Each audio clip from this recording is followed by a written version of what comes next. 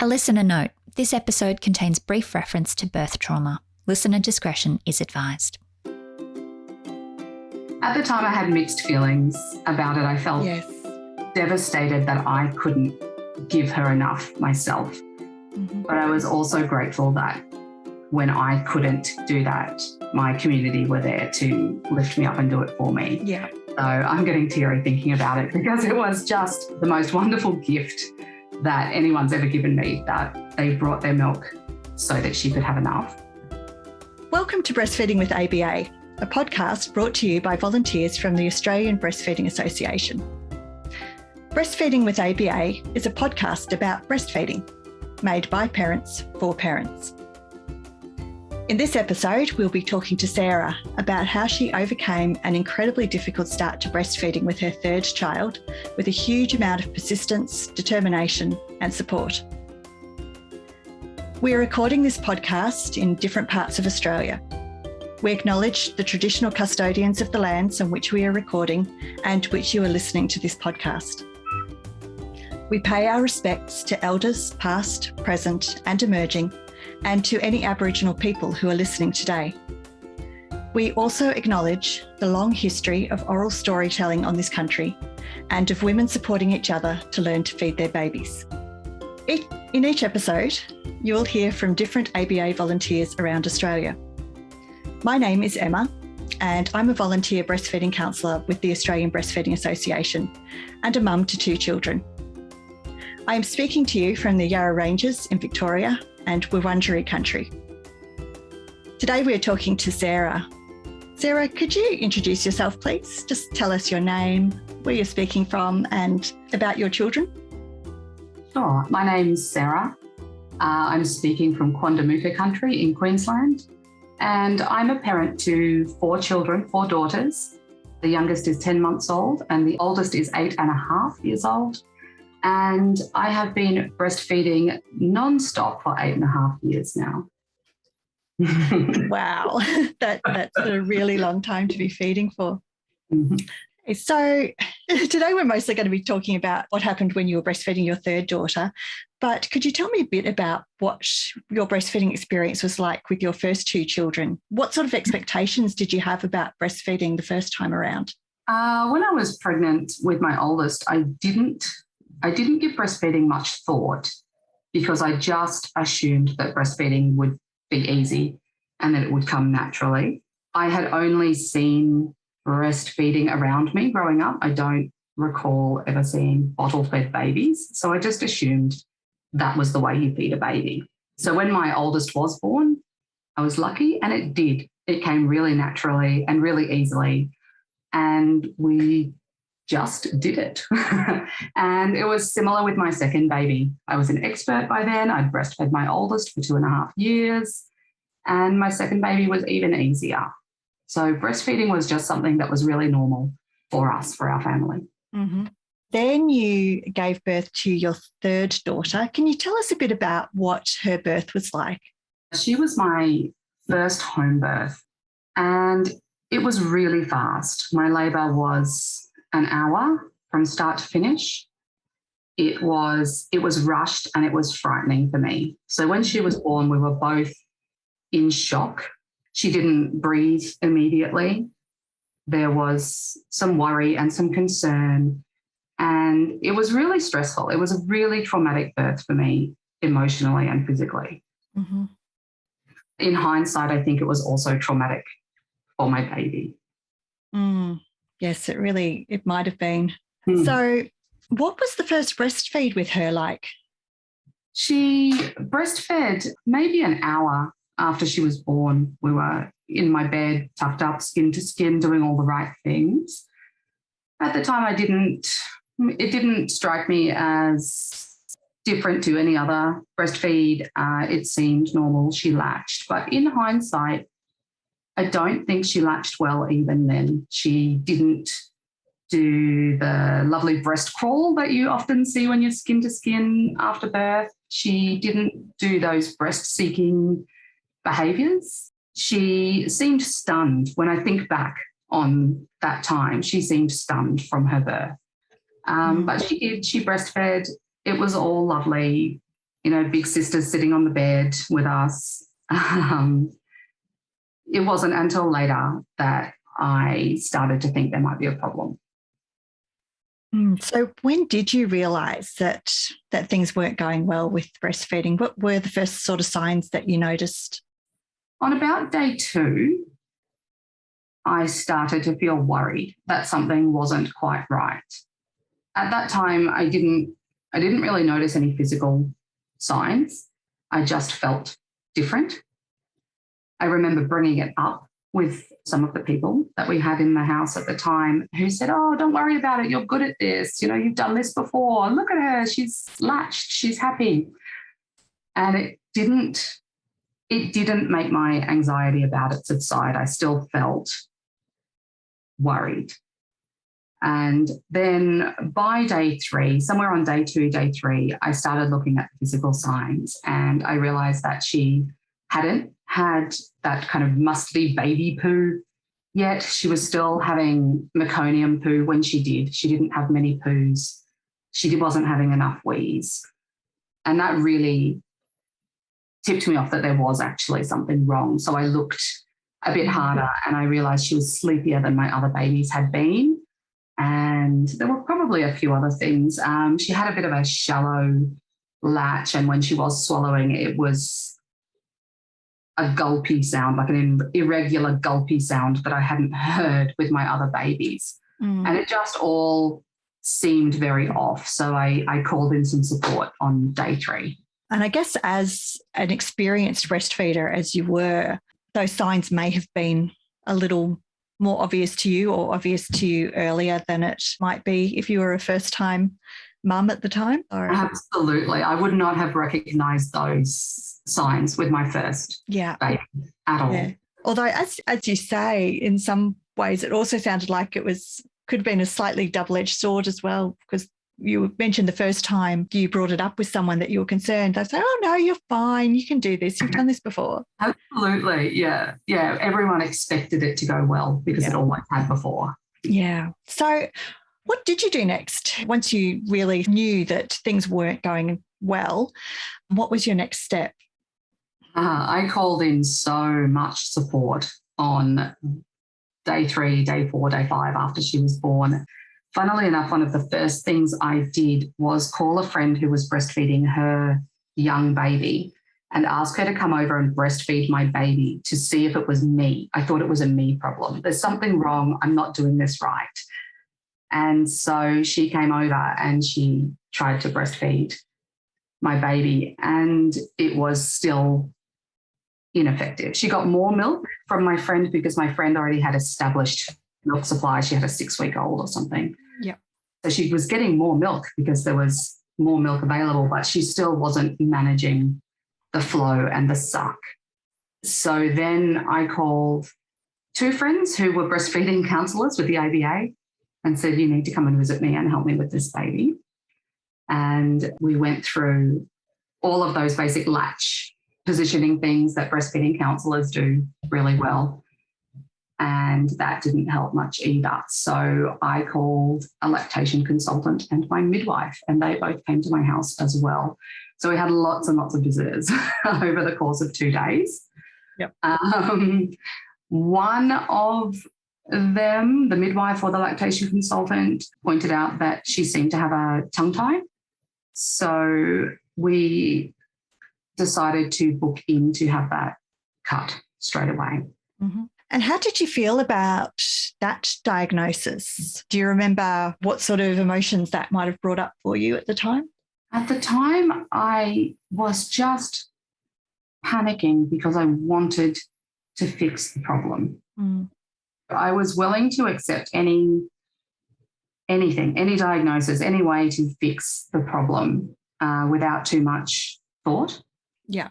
In hindsight, I wish I'd managed the situation differently, but we all look back and see, how we could have navigated things better.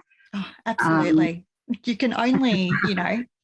work with what you know and where you're at the time to make these decisions. And later when you have more information, you might say, "Oh yeah, I wish I'd done it differently." But You didn't know all that you know now when you made those decisions. When you make the choices, absolutely. Yeah.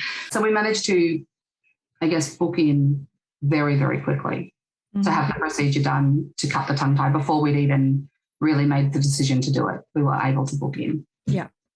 Okay, so then what happened when she had her tongue tie released? She was 6 days old when we had the tongue tie released, and she bled a lot during and after the procedure.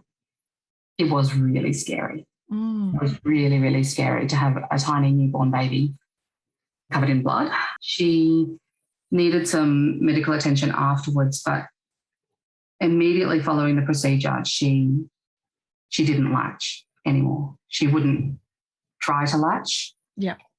She cried if I brought her near my breast. So we had extra problems immediately following the procedure. Oh, my goodness. So instead of making things better, it actually made things worse for you by the sound of it.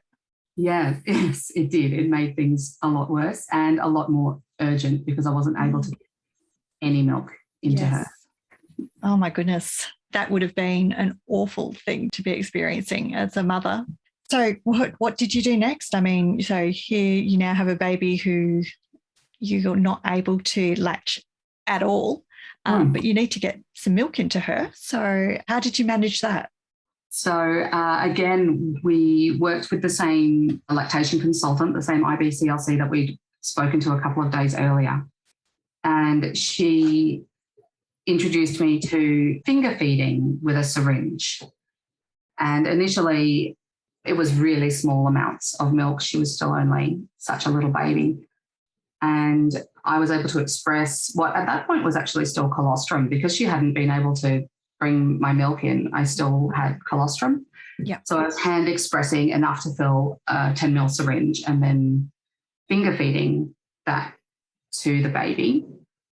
We did that by putting a tube, it's called a French feeding tube. You clip it onto the end of a syringe and the tube and your finger go into baby's mouth together and baby sucks on your finger. And she would do that. She would suck on my finger, which she wouldn't do if I tried to put her to the breast. So I would hold her in a breastfeeding position with the syringe in one hand and my other hand kind of twisted around and the finger in her mouth to feed her. Mm-hmm. And so we did that to get milk into her straight away. Her nappies looked better within a few hours of starting that. She was getting more wheeze. She was getting poo. That must have been such a relief for you. Yes, it was. She was finally getting milk. And so I started pumping, which was something I hadn't had to do with my first two children at all. Before we go into that, could I just ask, why did you choose to try finger feeding rather than bottle feeding? At that point, it actually didn't even occur to me to give her a bottle or offer her a bottle because I wasn't going to bottle feed. Mm-hmm. I was going to breastfeed. So it wasn't something that I even considered as an option. This finger feeding seemed more like a temporary fix until she started breastfeeding again. So it was never going to be a long-term solution. Yeah, that makes perfect sense. So you're needing to express for her in the short term at least. And, I know for a lot of mums, expressing breast milk doesn't always come easy. How was it for you? It was not easy for me. With my oldest daughter, I had an oversupply. I leaked for 9 months. With my second daughter, I was similar. And then I started pumping and I couldn't get any milk out. My body does not like pumps. So I had to pump 2 hourly around the clock. Initially, I was getting nothing. Within a few days, I was getting a small amount. And it did steadily increase for at least a month of our pumping journey, the volume that I was getting. I did all of the things that ABA recommends to get the most milk when pumping. I held my baby while I was pumping. I sniffed her little head. I did breast massage and breast compressions. And I ended up having to take prescription medication as well to increase my supply while I was pumping. Gosh. Yeah. Sounds like so much work. Mm. And what did you do to, I guess, make up that shortfall in the early days, especially when you're saying you were hardly getting anything? Did you need to supplement her feeds with anything else to make sure she was getting enough milk?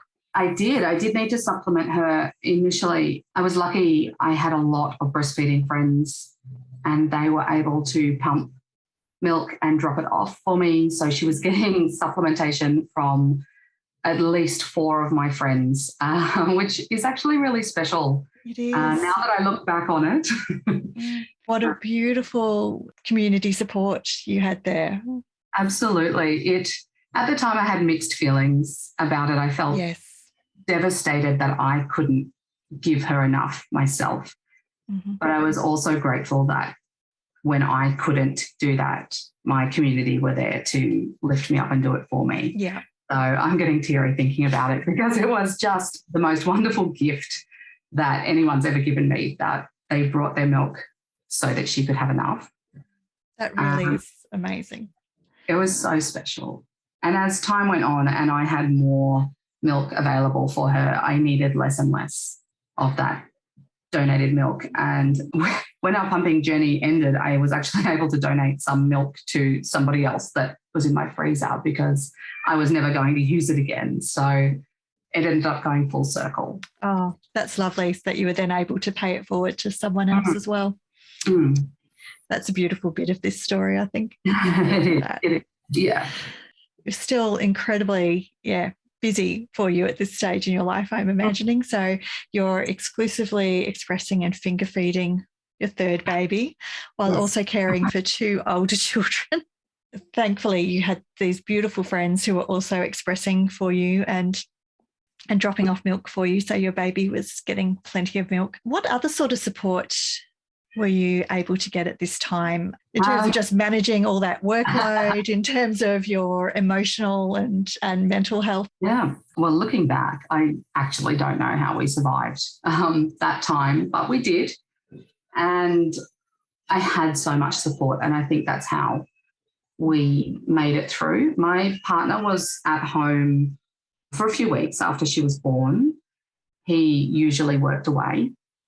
So we had that extra hands at home that I wasn't used to having all of the time. Mm-hmm. And my mum, who lives 2 hours away, for months, she came and stayed with me Monday to Friday and only went home on the weekends. And she looked after the girls and she cooked meals and she did my washing and she did my dishes and she hugged me, and she would get up in the middle of the night at 3 a.m. when she heard me in the rocking chair pumping and crying. She was just amazing. What a wonderful mum you have. I have the best mum. She was wonderful through that. And my partner as well, he did all the practical things and he did all the looking after the children and took over all of those things that I normally did just so that I could look after the baby. We had a lot of medical appointments in the early weeks to try to work out what was going on and to monitor her after the procedure with the blood loss. And so either my mum or my partner would come with me to every appointment. So I always had a support person and the other would look after the children. So we worked as a really good team. I would love to have that all of the time as a parent. We need 3 parents in every household. Absolutely. It's that village, isn't it, that we're always saying that we need. And it's wonderful that you were able to pull together a village when you needed one. Absolutely. But it is a shame we don't always live like that. We don't have that all of the time, yes. We also worked with 2 IBCLCs throughout the whole. Oh, hang on, it sounds like a baby needs me. That's okay. Pause. So recording again. Okay. Now I'm trying to remember what we were talking about. Sorry. You were telling me about, support. Yes, we also had the support of 2. Oh, the IBCLC. 2 IBCLC, yes. Mm-hmm. So we continued to see fairly frequently the initial IBCLC that we'd called. And she offered me just so much reassurance and support. And we tried lots of different techniques with her for getting baby to feed and streamlining our feeding process.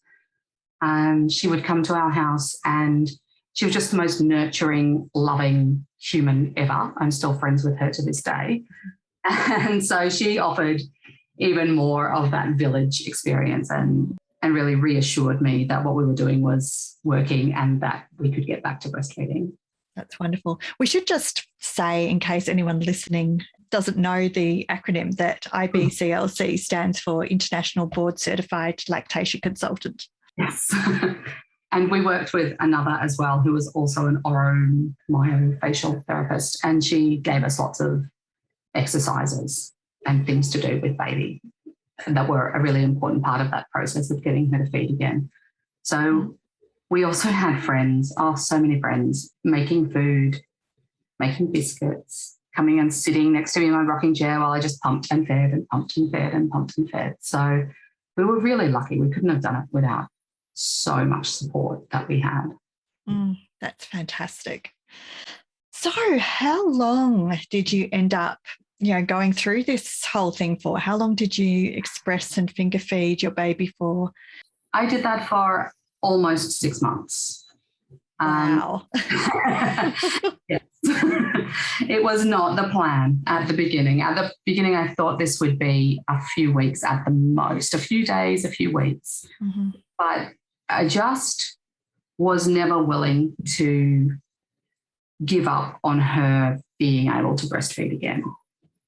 And it was less stressful and less harmful for my mental health to continue to express and finger feed than it would have been to stop and give her bottles of formula. Mm-hmm. People, health professionals, friends, in a well-meaning way, kept saying to me, "You've done so well, it's okay to stop." And it was true. It would have been okay to stop, except I didn't want to. That wasn't what was best for me. Yeah. And I preferred when other people said to me, "What can I do to help you keep doing this and to get to where you need to be with baby?" And that was the help that I really, really appreciated. The people that recognized that that was the better option for us, even though it was harder. Yeah, absolutely. Yeah. And because it's such a personal thing, really, too. For other people, it might not have been the best option, but for you it was. And that's what's important to recognize there, I think.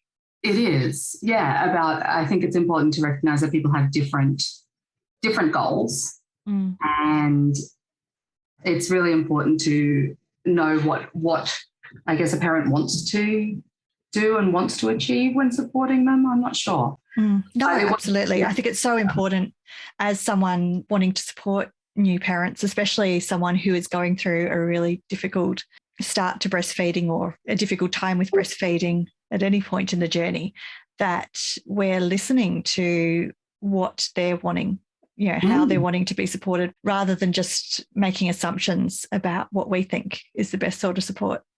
Absolutely. Yeah, absolutely. So we kept that up for nearly 6 months. We changed what we were doing several times, but it was always finger feeding. We ended up moving to a supplemental nursing system rather than the syringe, which is basically a container with some tubes that come out of it, and you fill it with milk and you hold it up on your shoulder or in your bra strap, and the milk flows down the tubes. And so I would hold her, again, always against my breast as though she was breastfeeding every single feed. And I would finger feed as though my finger were the nipple with the tube running alongside it in her mouth. Nobody else ever fed her. It was really adamant anytime anyone else offered, "Hey, we can feed the baby for you," that I feed my babies. Yeah. I feed my babies my breast milk, and that's how it is. So we kept it as similar to breastfeeding as possible through the whole process. And I think that was one of the things that helped her to come back to actually breastfeeding in the end. Yeah, so one term I remember hearing to describe feeding a baby like that is at breastfeeding. Oh, that's lovely. Yeah, Yes. it's like, That's what we did. Yes. and I think that's exactly what you're describing. You were feeding her at your breast, even though she wasn't feeding directly from the breast. And I Absolutely. think That's a perfect description. I've never heard that before. It's perfect. Yes. Yes, absolutely. Because I'd always have her cheek, against the skin of my breast. I'd always make sure I was wearing a shirt that I could pull down enough that she was still skin to skin with me, as though she were actually breastfeeding. It's about giving babies who are unable to breastfeed for whatever reason an experience as close to breastfeeding as possible. So how did she come back to the breast? What happened to enable her to be able to do that? I think it was a slow progression. There was no one magical fix that suddenly worked. But I think the things that did help with that process was the finger feeding and the holding her in the breast position. I also, when I wasn't feeding her, had her skin to skin in a baby carrier all of the time. Usually if I was at home, I would wear no shirt under the baby carrier and she would just be in there kind of nuzzled in to my chest.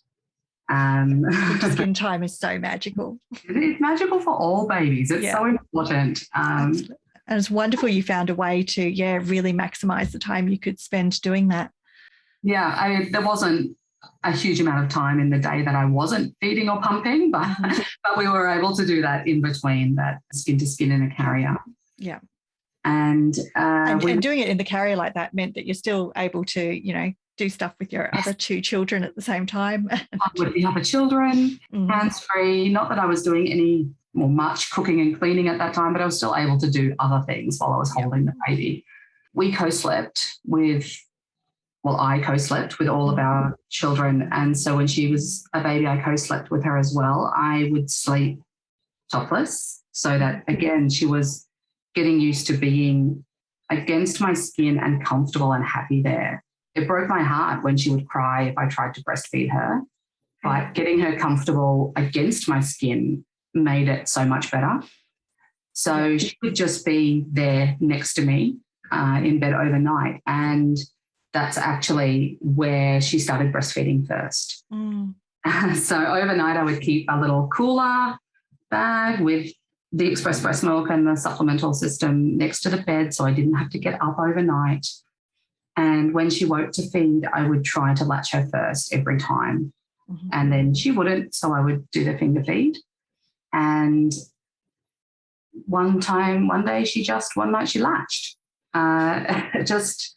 She was sleepy enough and comfortable enough, and that instinct kicked in and she just latched and she fed. And it was the best. She had a full feed. She didn't even need the top up with the finger feeding after that first feed. I can only imagine the joy that you must have felt at that moment. It was incredible. It was so good. Once she started at night, she kept going at night. So for the last month, probably from when she was 5 months old, she would breastfeed all night. And then during the day, we go back to, no, I won't do that. So we would finger feed and pump during the day. You can't trick me now, Mum. I'm awake. I know what you're doing. And I don't know what it was that eventually she just clicked and she just realised, well, I can do this all of the time. And from the first time she had a breastfeed during the day, I remember she was in the carrier, so she was really supported and comfortable and safe. And she just moved her head and latched. And after that breastfeed, she didn't finger feed again. That was it. She could breastfeed. So it was amazing. It was just such a sudden switch. Suddenly she realised, oh, this is good. I can do this and this is good. Yeah. And everybody, all the health professionals told me, okay, well, just keep pumping and keep taking that medication and just be aware that this will be a slow progression. And of course, I just ignored them and stopped within 3 days of her breastfeeding because we didn't need it anymore. My milk supply just went through the roof. Yeah. The second she started breastfeeding again. I was leaking everywhere. Oh, wow. Yes. Suddenly my body went, oh, this is what I make milk for, a baby. Yeah. And so we were able to stop pumping and finger feeding straight away when she was almost 6 months old. That's just amazing. And I love how it was all on your baby's terms. She found her own way to it in a way. I mean, you created the environment where she could do that. Yes. You gave her all of the opportunities, but you didn't push her. It was a very gentle and loving way of going about it. And I think that's really, really beautiful. Thank you. I didn't want to push her. She got distressed, and I never wanted to distress my baby. So I just stopped trying to latch her. I just gave her that opportunity, and it paid off. Oh, that's incredible. So wonderful that you persisted for so long, for those 5-6 months of expressing and finger feeding and all of the work and the time that goes into all of that. It's really an amazing story. So can I ask, how long did she end up breastfeeding for after that, once she got the hang of it? Well, she loved it once she got the hang of it. I remembered what it's like to have an older baby who breastfeeds constantly. And she continued to breastfeed until just before her 3rd birthday. And the only reason she weaned then is because I was 7 months pregnant with our 4th baby, and she didn't like the taste of the milk anymore. So she breastfed really well as an older baby and a toddler, and weaned on her own terms as well. Yep. Right. So then you had a 4th baby, and oh gosh, I mean, during that 4th pregnancy, were you worried that you might end up having a similar experience again? I was. Yeah, I was terrified of giving birth again after the experience with our 3rd. And then I was really, really scared of having a similar breastfeeding experience, because by that point I had enough distance between the experience and now to look back and go, how did I do that? I couldn't do that again. I'm not going to do that again. That was impossible. So I was really worried that if that happened again, I wouldn't be able to replicate that level of dedication. Luckily, we had another home birth, and it was lovely. It was slow and calm and gentle. And when our 4th baby was born, she self-latched. She was on my chest, on my bedroom floor where she was born, and we lay there marveling at each other, and she wiggled her way to my breast and bobbed around and did all those beautiful newborn things, and just latched and fed. And it was so healing to have that happen. Must have been. Yeah. It really was. But we then went on to we had a tongue tie again with my 4th baby, and it was worrying and it was scary, but we had the benefit of experience behind us, and we were able to make more measured decisions. And it worked out a lot better than it had the previous time. Yeah. So our last little one, we saw the same signs that, she wasn't doing poos and stuff on day 2, but instead we just were able to start straight away with using a teaspoon to top up with colostrum. So she was always getting enough milk. Yeah. And we saw our lactation consultant straight away, and we waited until 6 weeks and had the procedure done, and it all just went beautifully. And she has just been a beautiful breastfeeder all along. So I guess our 3rd baby gave us those lessons that we needed to have a positive experience again with number 4. Yeah. I'm so glad that number 4 was so much more positive. It must have been quite stressful, though, I guess, when you first started to notice that, starting to see some of the same signs I saw the last time.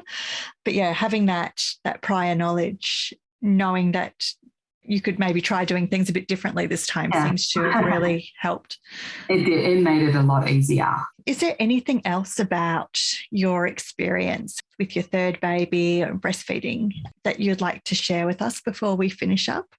I guess it's so important to call in your community and your support network when things are hard. I mean, they're important when things are easy, but when things are hard, call them in and have them there. We can't do these things without the people around us supporting us and helping us. I wouldn't have been able to do this without my people. Yeah, and your story, I think, is a really beautiful illustration of that. It was a community of people who helped you and your baby get through that experience. Yeah. And I guess also there's always creative ways to resolve breastfeeding problems. And I guess finding those professionals or people who can help you to find those creative ways. If your goal is to do that, to exclusively breastfeed, then there are different ways to go about achieving that, and it doesn't always look the same. Yeah. Well, Sarah, thank you so much for sharing your story with us today. I've really enjoyed talking to you and learning about your experience feeding your baby. You can find links to more information on this topic in the show notes. Visit breastfeeding.asn.au to learn more about breastfeeding, find your local group or join ABA as a member. You can also access our live chat service to ask questions about breastfeeding. Check the website for current operating times. To speak with a breastfeeding counsellor, call the National Breastfeeding Helpline on 1800 686 268. Please rate, review and subscribe to Breastfeeding with ABA.